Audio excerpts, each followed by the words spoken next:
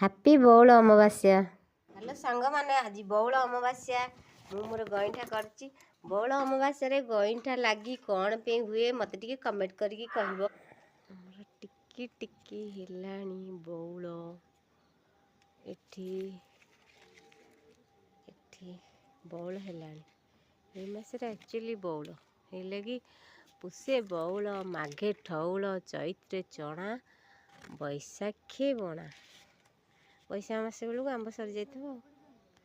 ପୁଷ ମାସରେ ବଉଳ ଆସେ ବୋଲି ହେଇଲାଗି ଯେଉଁ ବଉଳ ଅମାବାସ୍ୟାକୁ କରାହୁଏ ଏଇ ଯେଉଁ ଗଇଁଠାଟା। ଆମର ଆକ୍ଚୁଆଲି ଗଇଁଠା ପର୍ବ ନଥିଲା ବଉଳ ଅମାବାସ୍ୟାରେ।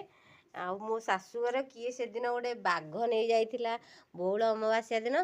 ତାପରେ ଆମର ତ ଆମ୍ବ ଗଛ ହେଲାଣି, ଆମେ ବଉଳ ତ ପ୍ରବଳ ଆସୁଛି, ଆମେ ଆମ୍ବ ହେବା ପାଇଁକା ଆମେ ବଉଳ ଅମାବାସ୍ୟାରେ ଲାଗି ଦେଉଛୁ। ଆଉ ଆପଣଙ୍କ ଆଡ଼େ ଏଇ ପର୍ବ ଅଛି କି ନାହିଁ ମୋତେ ଟିକେ କମେଣ୍ଟ କରିକି କହିବେ। ମୁଁ ଏବେ